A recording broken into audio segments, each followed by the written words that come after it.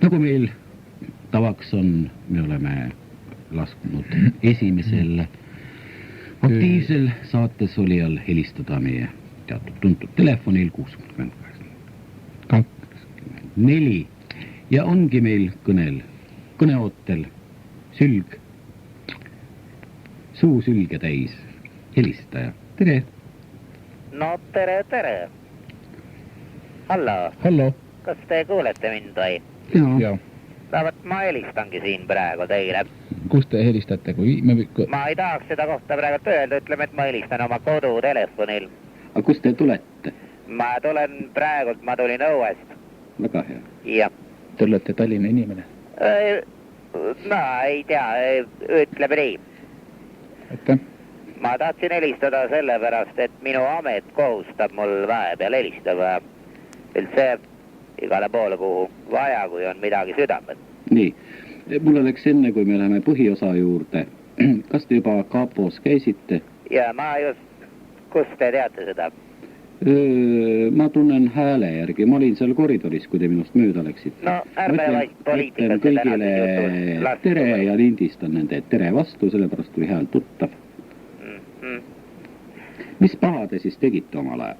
No, ma ei tahaks nii rääkida. Näiteks mina olin ju see inimene, kes õpetas lastele teaduslikku kommunismi. Nii. Ja ma sundisin neid õppima. Mul oli klassis 6 õpilast, väike kool. Nad õppisid, kõik asjad õppisid pähe mul. Ja selle eest ma olen väga suures härmis. Saate minust aru, jah? Jah. Ma ei tahaks sellel teemal, see on liialt haige teema minu jaoks. Saate aru, jah? Muidugi. Ta on haige teema kui selline. Aga kui teemat vahetada ja anda nii-öelda jutulõng teie kätte, millest siis juttu tuleks? No ma olen oma ametilt õpetaja. Jah. Mis ainet? Ma annan tegelikult matemaatikat, füüsikat, keemiat, ajalugu, keemiat ma vist ütlesin, jah? Jah. Ma annan siis ükskord keemiat. Siis ma annan loodusteadust, eesti keelt, geograafiat ja vahetevahel ka inglise, saksa ja prantsuse keelt. Kui õpetaja muidugi haigeks jääb, kui ei jää, siis ma ei anna. Ja laupäeval ma annan tüdrukutele võiblemist. Need on siis minu erialad, mida ma annan. Saate minust aru ka või? Saame. Jah. Nii. Ja mida ma siis koolis näen? Ma näen koolis tegelikult kõike. Ma olen ju õpetaja. Ma näen kõike, mis toimub laste keskel.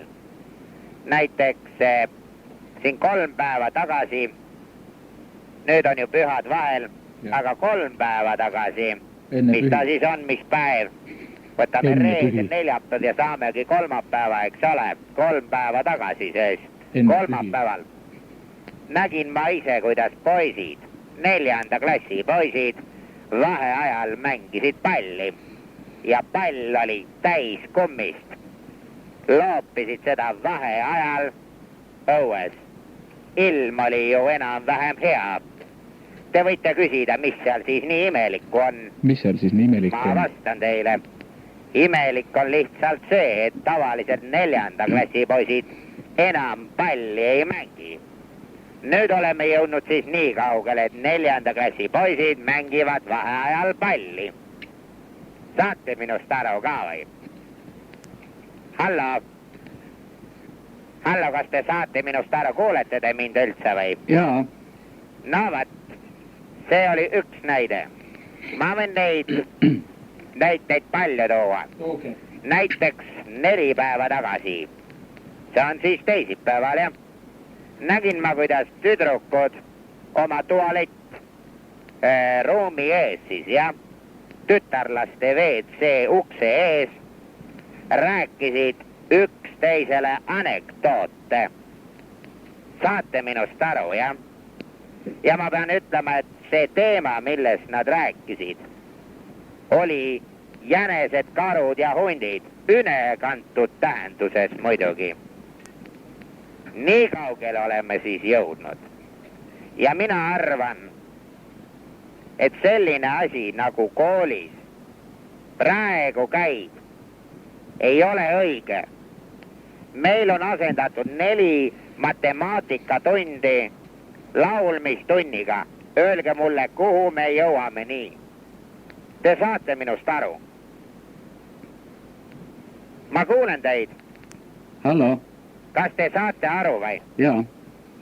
No vot, seda ma tahtsingi teile rääkida.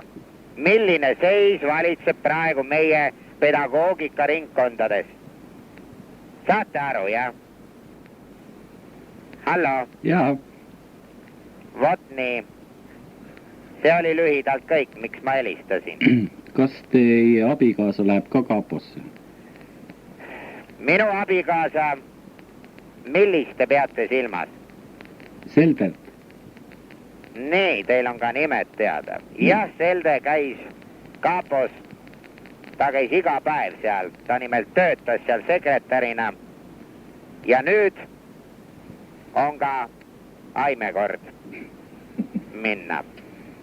Tema oli nõukogude ajal teadusliku kommunismi õpetaja meil koolis. Ja Hannes tahtis veel lõpetuseks teie käest küsida paar asja üle. Palun. Ma tahtsin tulla tagasi veel kord selle tunniplaani juurde, Ja. kus te rääkisite oma sellisest päevakoormusest. Kas viimati Viljandis lõppenud õpetajate kongressil tõstatasite selle probleemi ka, et õpetajate nii-öelda tunnikoormus on mõnevõrra ebaloomulikult väike? Mina tõstsin küll selle küsimuse üles just nimelt. Ja kuidas see lahenes, kui ma tohiksin teada saada? Nüüd minul anti 2 tundi juurde. Ma sain endale juurde 1 geograafiatunni 3. klassile ja 1 joonistamise tunni 6. klassile.